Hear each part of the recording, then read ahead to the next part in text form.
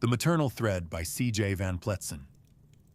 Through Fire, a Promise, The Confession, Candlelight, Zuriel, plus Frederick.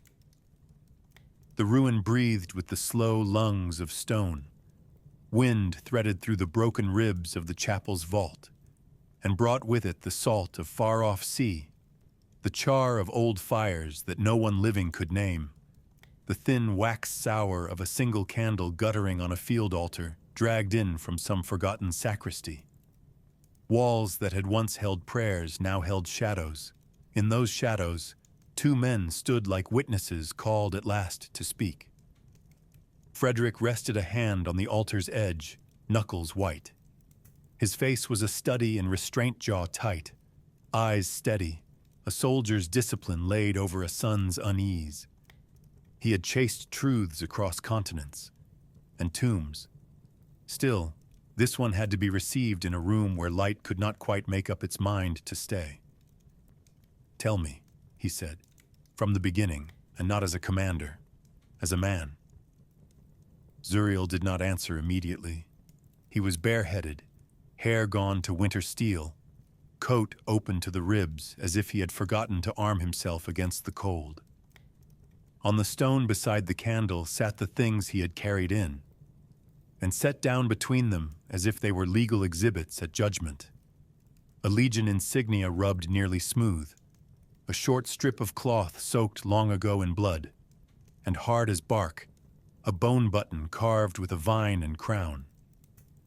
He looked not at the objects, but at the floor where the candle's light thinned and died.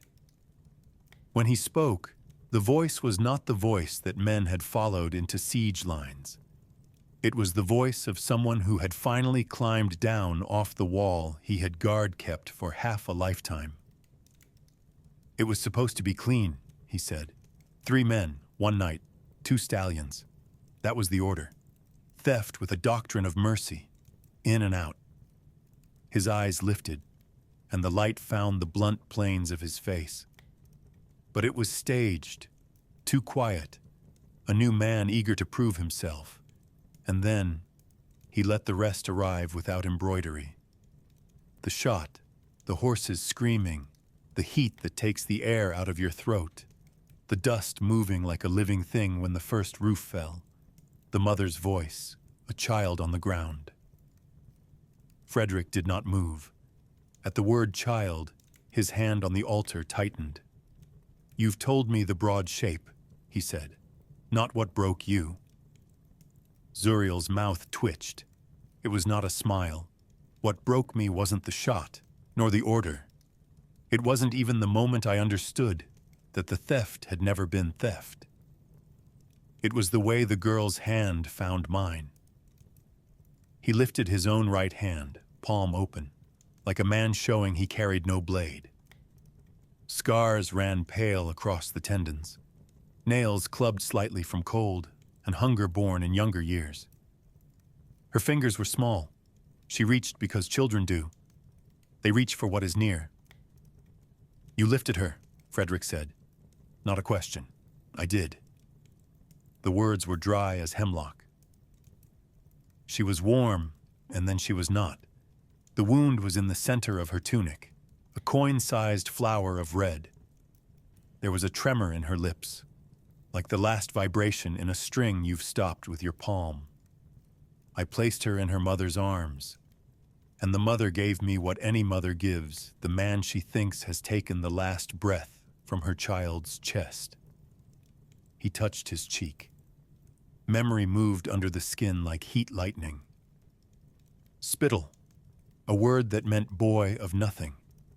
And then she screamed. I think there was language in it, but I don't remember the meaning, only the pitch. He paused, the candle flaring as if remembering with him. I struck the one who fired. I made promises I could not keep. And when dawn came, I left. Orders, the mechanics of life. The engine turns, and the cogs cannot argue with teeth. Frederick's breath left him loud in the stillness. And you walked away thinking she was dead. I did, Zuriel said, without flinching. then softer, as though testing whether the words themselves would accept him. And that night broke me more than Verdun's trenches. You pile boys in the mud. It is a state of the world. It is an empire speaking in its native tongue. But to lift a child, to feel the weight change in your arms between one heartbeat and the next, that breaks the ledger inside. It makes you consider the mathematics of breath. It makes you count in units of guilt. He reached for the strip of hardened cloth and held it the way a priest would hold a relic that scandalizes by existing. This was torn from her sleeve, he said. A woman pressed it into my hand as we passed the outer houses in retreat. Not the mother, another. She said, "Remember," and I did. I remember the smell of the goats, the tin bowl clattering when a roof fell. I remember Barrett's lip cut open on his own teeth. I remember the sand hissing in the heat like a pan of oil. "You never forgave yourself," Frederick said. "No," Zuriel said. "I never forgave the order in me that chose the living men behind me over the mother in front of me. That is my sin. And a mother's scream doesn't care for pay." Revelation of survival. The flame had burned low, guttering in its cup, as if reluctant to witness what words would summon. Zuriel bent forward and pinched the wick higher with 2 fingers, coaxing another hour of trembling light. The study filled with the faint scent of singed oil, the shadows receding just enough to reveal the solemnity in his face. When he looked again at Frederick, something within him had altered. Not softened, for Zuriel was a man forged too long in silence for softness to remain, but eased. Like a blade that had tasted war, then sheathed itself for parley. His eyes, dark as the cellar stone, held his son with a weight that was less command and more unveiling. "Years passed," he began, his voice low and measured, "and names came and went. I lived behind masks as other men live behind gates. I worked the docks where ships unloaded kingdoms into crates. I bought soil wherever God allowed me to drive a fence post and call it mine. And in each place I buried another part of what I had lost." He paused, his gaze flickering toward the Codex lying open nearby, as though even its silent pages listened. "And then," he said slowly, "the Brotherhood of Ash found me." At the name, Frederick's spine tightened. The words seemed to strike the chamber itself, stirring the shadows into corners. He gripped the edge of the altar where he knelt, the veins in his hand rising like cords of rope. Zuriel did not look away.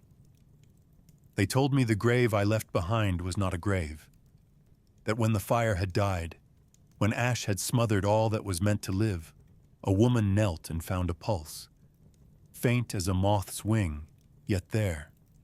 Between 2 breaths, she caught the child, and where one breath was leaking, she stitched it closed with her own." His voice trembled, not with weakness, but with the gravity of something too large to bear alone. "She lived." The words struck Frederick like iron hammered flat. Relief did not flood him gently. It smote him like a blade's blunt edge, staggering him. His grip on the altar nearly cracked the stone. "She lived," he repeated, the syllables torn from him as though ripped from years of buried silence.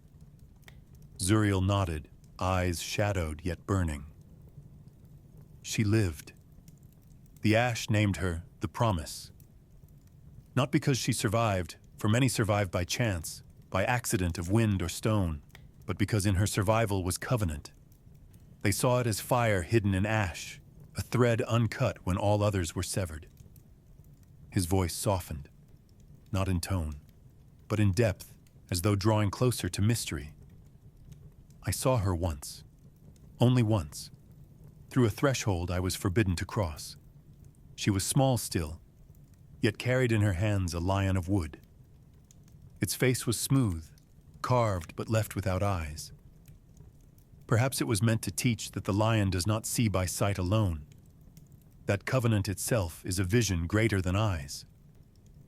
Frederick's chest heaved, as if every breath was wrestling with the weight of what had been spoken. Zuriel leaned back, his shadow thrown high upon the wall. And I understood. What I thought had been written to its end, God had written again. Over the ink I thought final, he laid new script. Survival was not an accident.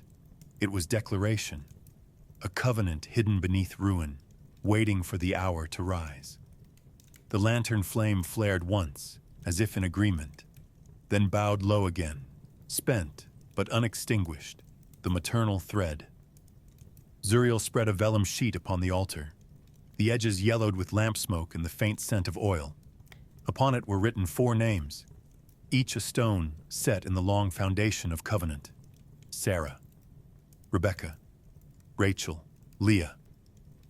His hand hovered above them as if they were not ink, but fire. He spoke with the tone of a priest unsealing scripture, each name falling heavy in the silence.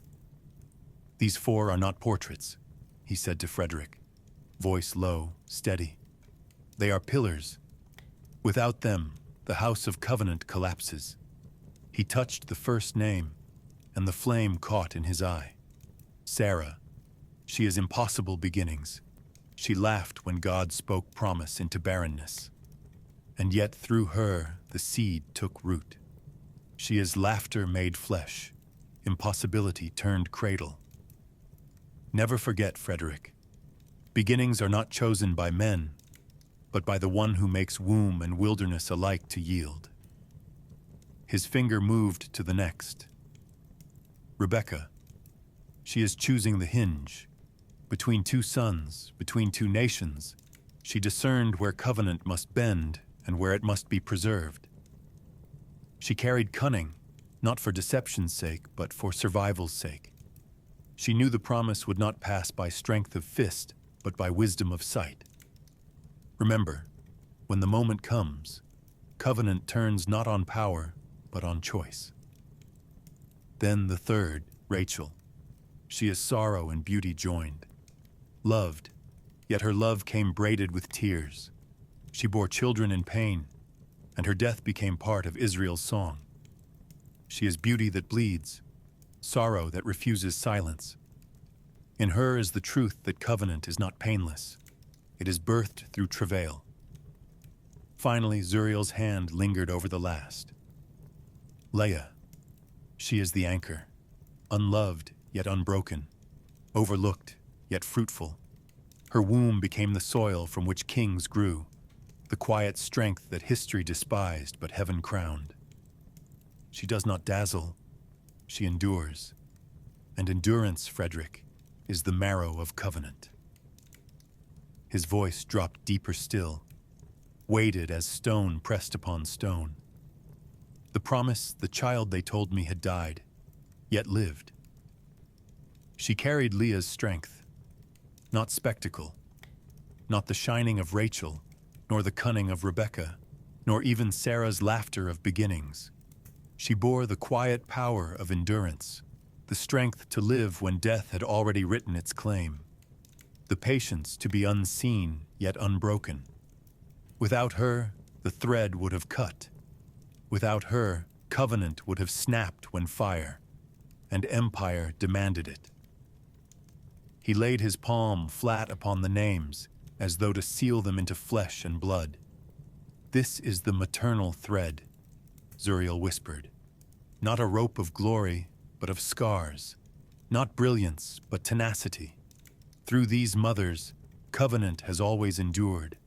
And through her, through the promise it endures still." The flame on the altar bent low, and in its hush the names seemed less written than alive, their syllables humming like roots beneath the soil, symbolism and prophecy. Zuriel's voice fell into that half-whisper where confession and revelation meet. His eyes did not rest on his son, but on the space above the altar, as though the flame itself conjured vision. "I dreamed," he said, and in the dream there were 4 veils. The study seemed to still. Frederick leaned closer, uncertain if the words were history or vision. The first veil was laughter, Zuriel continued, a barren woman laughing at God, only to find her laughter swelling into birth. It was the veil of Sarah, where impossibility becomes beginning. The second veil was choice, a hinge turning in silence. A mother who knew the elder's hand was strong, but the younger's heart was chosen. It was the veil of Rebecca, where covenant bends not by sight, but by discernment. The third veil was beauty with sorrow, a face beloved but shadowed by tears, a womb that bore sons only to be left weeping on the road. It was the veil of Rachel, where covenant is kissed with grief. The fourth veil was endurance, the quiet labor of one overlooked, yet her children rising like pillars in the night. It was the veil of Leah, where covenant anchors itself not in brilliance, but in survival. His voice lowered, each word deliberate as if carved into stone. These 4 veils together form a circle, and in the dream, the circle was ash. The fire had burned everything, left nothing but dust and shadow. Yet the ash did not close. It broke just enough to open into a door. Frederick's breath caught. The image was stark, heavy with a meaning his body seemed to grasp before his mind could. Zuriel's eyes flickered, carrying firelight and memory together. She will carry the door, the promise. Wherever she walks, the house will be open. Not because the house was built strong, but because the door was carried through ruin. Frederick shuddered. He had seen relics, talismans, sacred objects smuggled from shrines and hidden beneath altars. He had studied geometry etched on parchment, heard men chant words from the Codex. But this was different. This was covenant spoken not in symbol or ink, but in breath. It moved the air itself. Zuriel turned, and his face carried the weight of centuries. "Without the women," he said, voice rough as the stones beneath them, "fire becomes conquest. Without them, covenant dissolves into empire and blade. But with them," his hand pressed flat upon the page bearing Sarah, Rebecca, Rachel, Leah. "With them, fire becomes covenant. Fire becomes endurance, and endurance becomes inheritance." The flame bent low on the altar as though bowing, then straightened again, a sentinel against the dark. Evea. Zuriel's hand lingered on the altar page, then turned slowly, as though each movement had to be measured against time itself. His voice softened, carrying a warmth that surprised Frederick, though beneath it the cadence of covenant remained. "The promise bore a daughter," he said. "They named her Evea." The name hung in the air like incense, fragile yet weighty. 2 gardens without claiming either. Not Eden lost, nor Eden restored, but the path between where ash and seed both dwell. They named her so because she would not be bound to one garden's myth, but would carry the thread through wilderness itself. She was raised half in the ashes houses, where every breath is weighed and every silence carries rule, and half in my vineyards, where earth teaches patience, and laughter still finds a way to grow between rows. For the first time that night, a faint smile ghosted across Zuriel's lips. His eyes, so often flint, glimmered with memory. She laughed at me. Once, when I tried to explain too much, when I spoke as if every shadow must be turned into symbol, every vine into scripture. She looked at me sharp as a child, yet old in her gaze, and said, "You look like a fig tree pretending to be an oak." The smile lingered, brief, but genuine. She was right. A fig tree feeds with sweetness, hidden behind broad leaves. An oak bears weight, roots deep, trunk unbending. I wanted to be both, She saw the pretense at once, and she laughed. Zuriel drew in a breath, steadying, then turned his eyes to Frederick with the directness of command. The flicker of smile vanished, replaced by gravity. "And you found her." Frederick flinched, as if the words had reached deeper than sight. "Do not ask me if it was chance," Zuriel said, voice low, sharp with certainty. "Nothing about this line is accident. The ash did not preserve her by chance. The fire did not spare her by mistake. Your steps did not meet hers by coincidence. You were the hinge the door required. She, the door carried through ash. You, the hand that knew how to open it." The silence that followed was heavy, as though the very air waited for the covenant itself to speak next. Closing weight. The candle shortened, wick bent low, shadows crept closer, leaning like silent witnesses. Darkness seemed eager to swallow every word, as though covenant itself provoked hunger. Zuriel's gaze did not waver. His voice, rough as stone pressed by centuries, carried the weight of both confession and command. "Bloodlines are wars written into flesh," he said. "Mine is fire, hers is water. One burns, the other endures. Alone, they consume or scatter. Together they are covenant. The promise carried it. Evea now carries it. And when you love her, Frederick, you do not merely love a girl, you step into a river that began before your father first took a blade to his face, before men cut the soil of this valley, before empires learned to write decrees on stone. That river does not bend for regrets. It flows where it was commanded.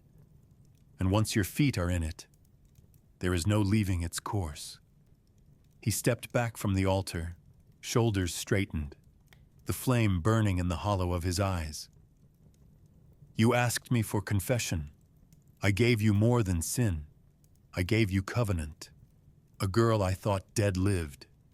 She bore a daughter, and that daughter carries what the world would rather forget.